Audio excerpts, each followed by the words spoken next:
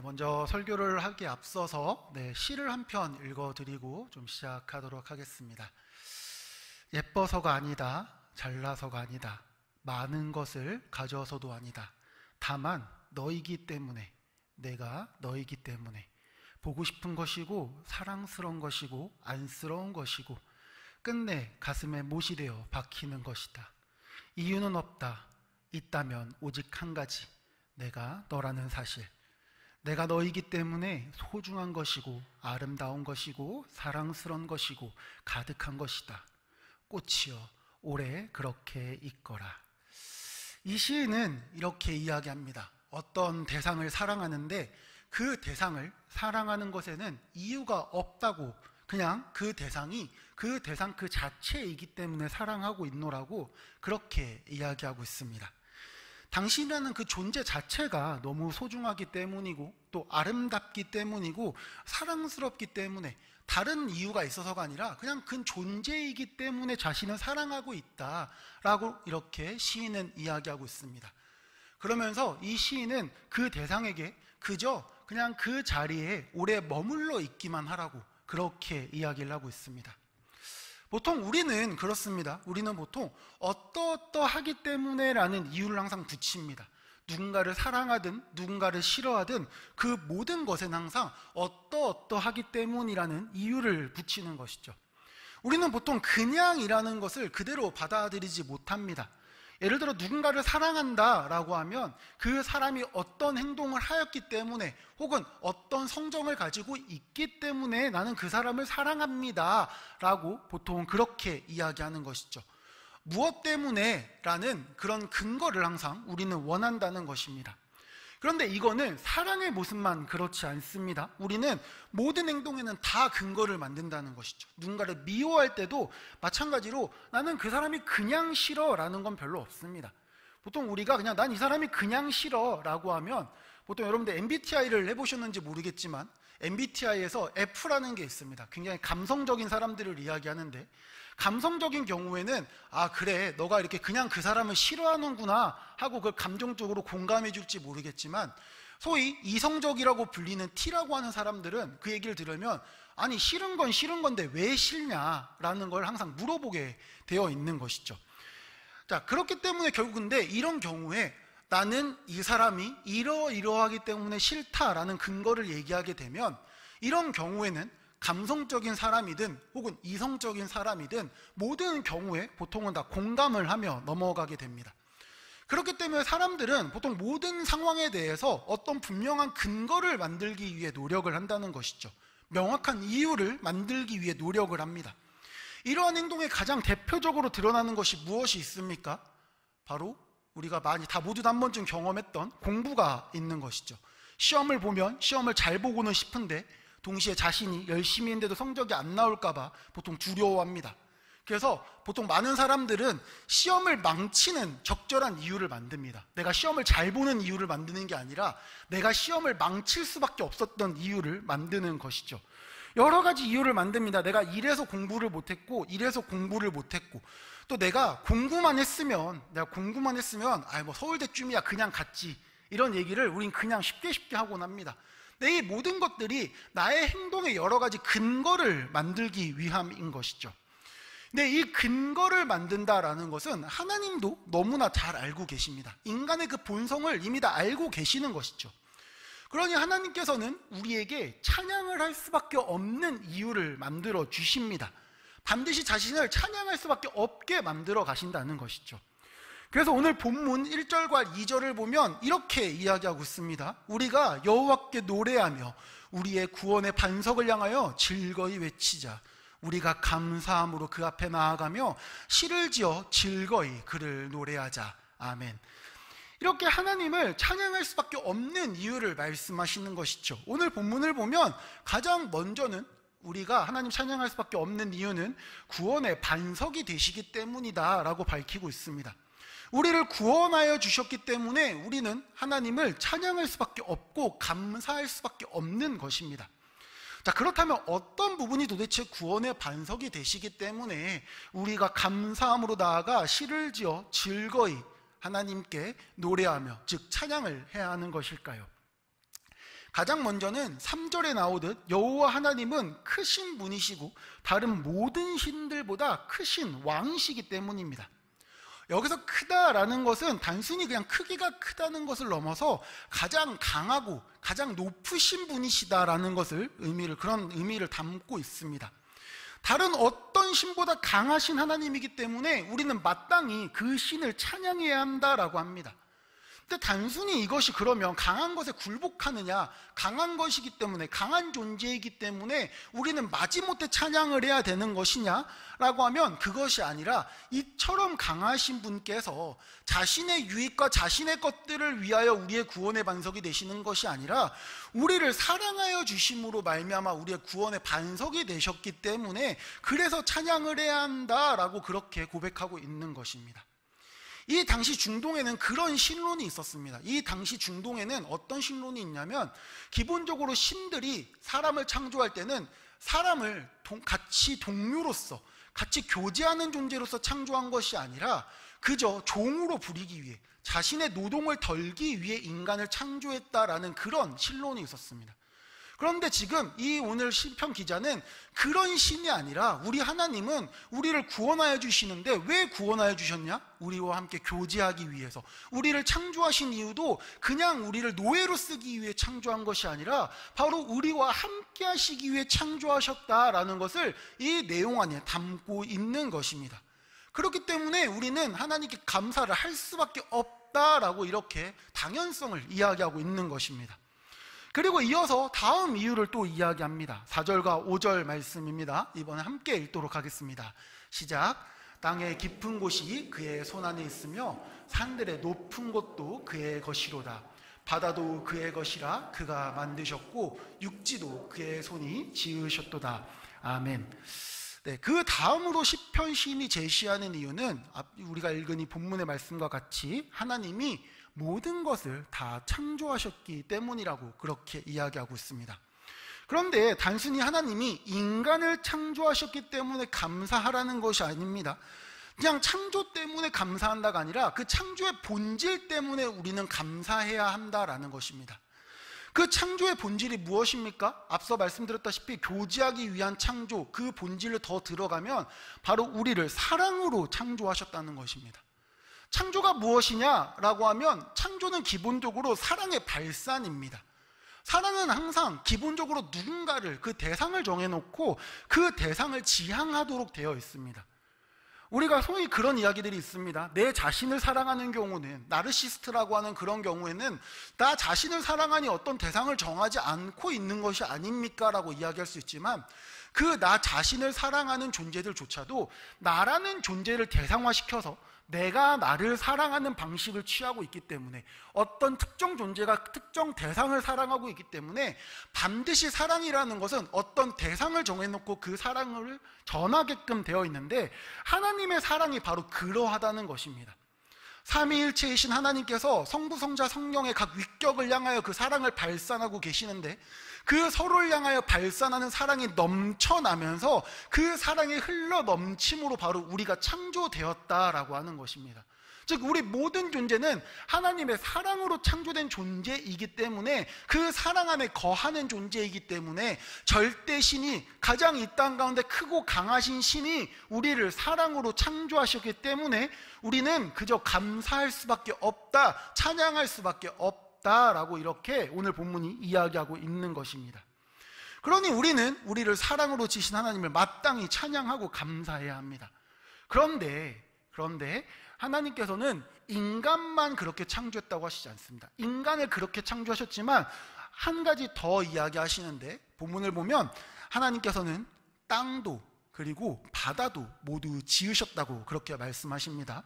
하나님은 이 땅과 바다를 어떻게 창조하셨습니까? 그냥 말씀으로 창조하신 것이 아닙니다. 하나님은 땅과 바다를 창조하실 때 아주 구체적으로 창조하셨습니다.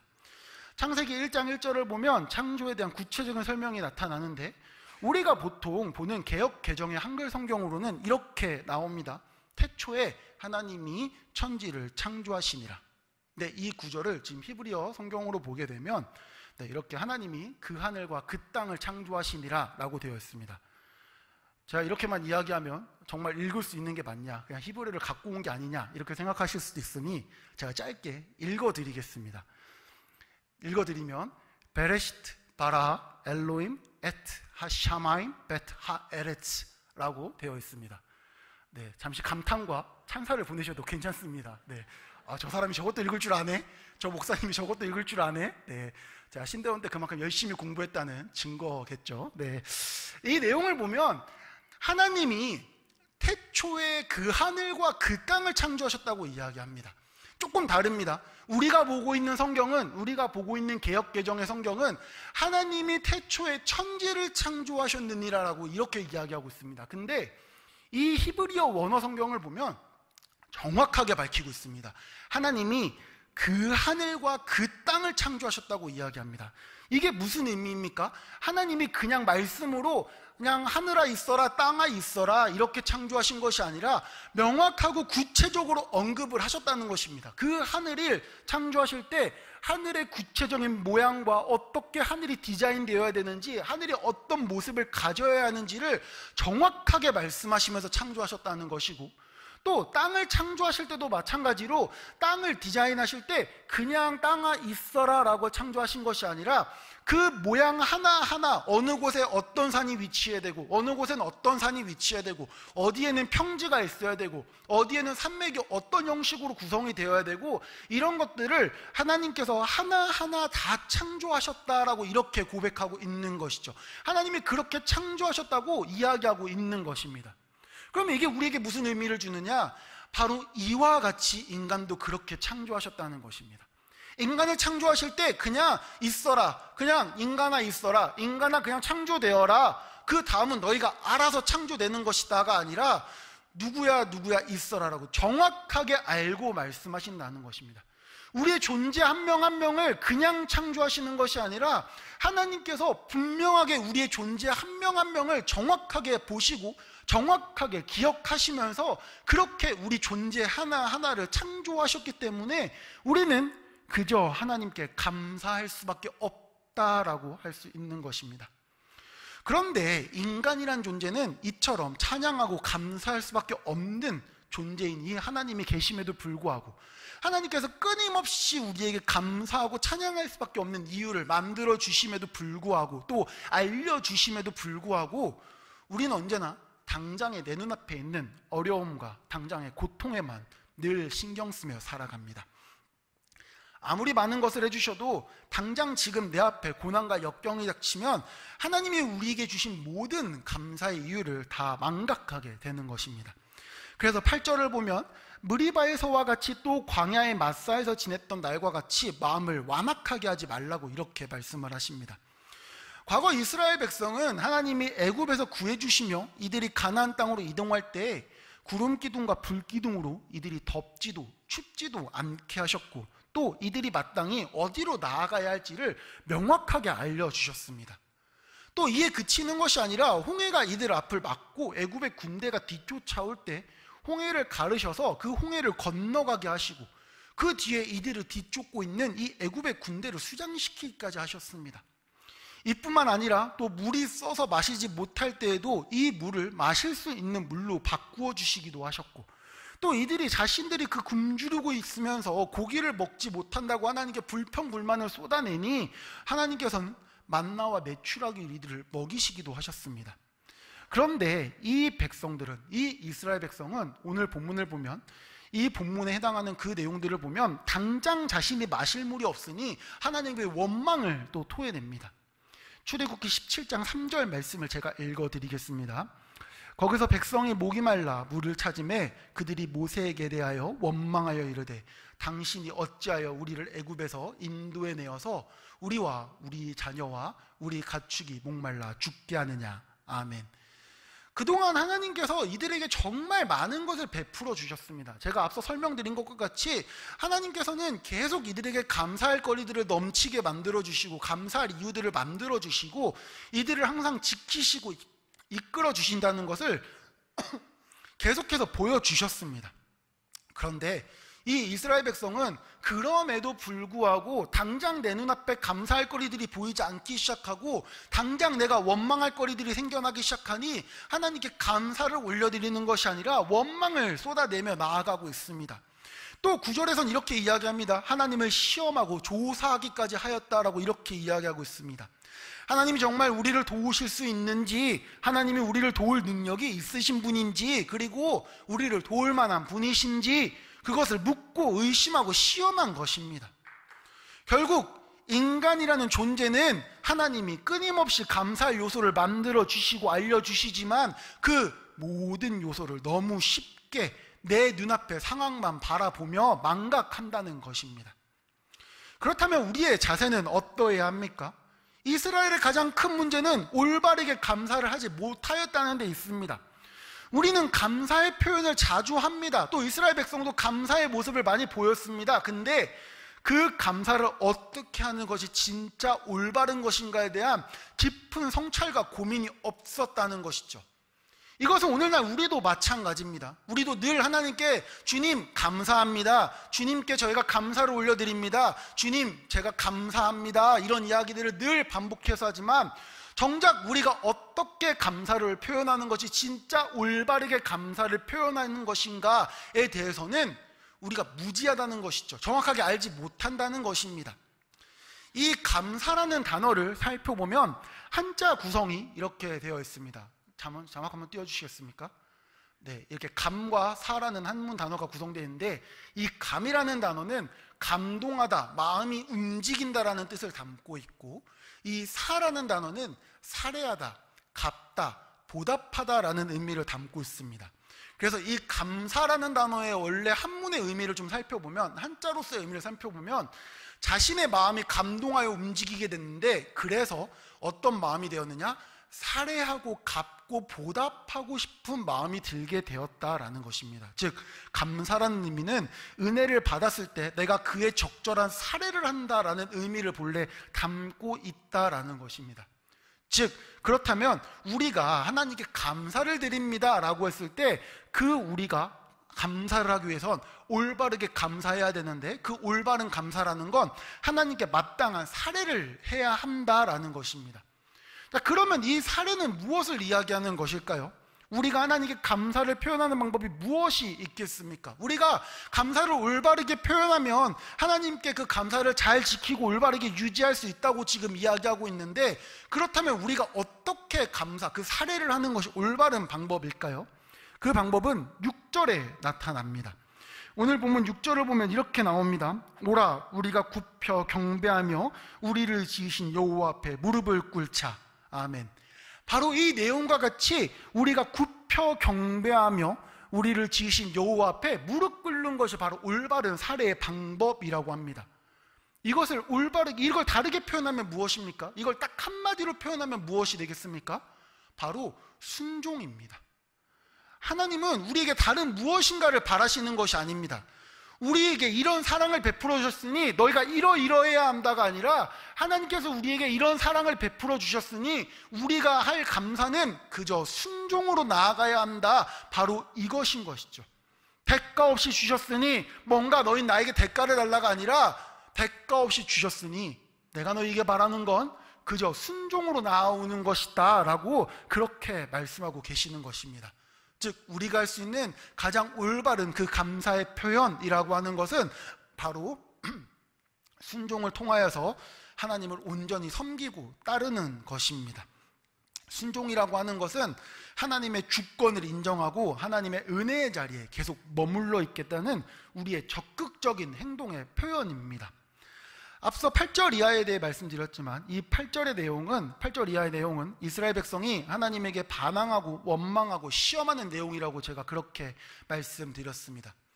그렇다면 이때 만약에 이스라엘 백성들이 그동안 자신들을 이끌어주신 이 하나님을 기억하고 그 자리에서 하나님 앞에 오히려 순종하는 마음으로 그저 하나님에게 기도하며 자신들을 구해달라고, 지금 이 상황을 극복하게 해달라고 했다면 하나님은 이들을 더 큰 은혜의 자리로 이끌어주시고 심지어는 자신의 안식의 자리로 들어오게 해주셨을 것입니다. 하지만 그 감사를 올바로 표현하지 못했기 때문에 하나님께서는 이들에게 더 큰 벌을 내리신 것이죠. 그래서 이들은 광야에 계속 머물게 되는 그런 올바른 감사의 표현을 하지 못한 것의 그 결말로서 그런 여러 가지 행동들을 맞이하게 되는 것입니다. 우리는 오늘 맥추감사주의를 맞이하였습니다. 단어 그대로 해석을 하면 보리를 수확하게 하여 주심에 감사한다는 것이지만 더 시간적 의미를 놓고 보면 7월을 맞이하는 이때 1년의 절반을 하나님의 은혜 아래 살아가게 하여 주심에 감사를 하는 날입니다. 그렇다면 우리는 마땅히 올바른 감사를 하나님께 표현해야 하는 것이죠. 순종이라는 올바른 감사를 표현해야 합니다. 우리의 모든 것을 다 내려놓고 우리의 생각과 뜻과 주권을 다 내려놓고 그 모든 것들을 다 하나님 앞에 온전히 내어놓고 하나님께 나아가야 하는 것입니다. 우리 사랑하는 신성교회 교우 여러분, 앞서 읽어드린 시를 기억하십니까? 제가 다시 한번 읽어드리도록 하겠습니다.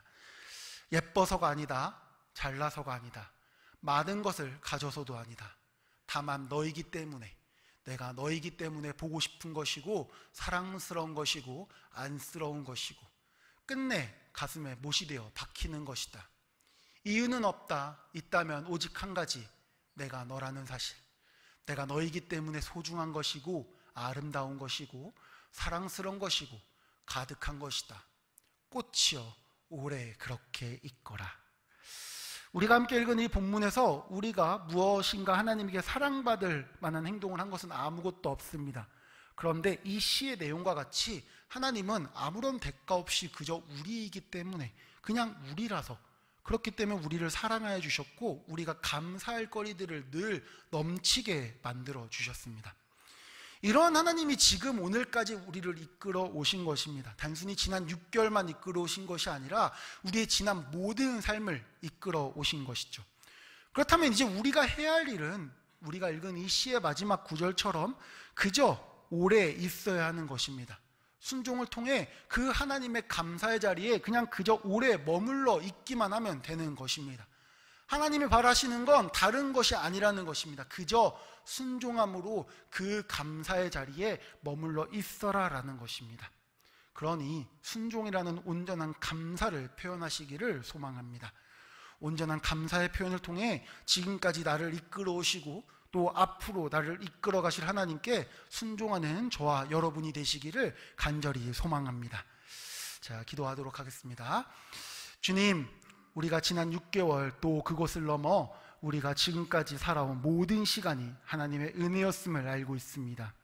하지만 우리가 당장의 내 눈앞의 상황에만 급급하여 하나님께 온전히 감사를 올려드리지 못하였던 우리의 모습을 돌아봅니다.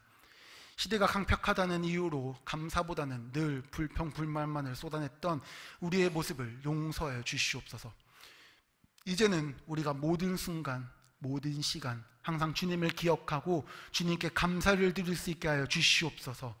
영원부터 영원까지 한순간도 우리를 놓치지 않으시는 하나님, 늘 우리가 감사를 드리기 원하오니 우리의 마음을 그렇게 이끌어 주시고 주장하여 주시옵소서. 늘 주님의 은혜 가운데 살아가고 있으므로 감사를 고백하게 하여 주시길 원합니다. 그리고 그 감사로 말미암아 늘 주님 앞에 순종하며 나아가는 존재가 될 수 있도록 하여 주시옵소서. 지금도 살아계신 우리 주 예수 그리스도 이름으로 기도드렸습니다. 아멘.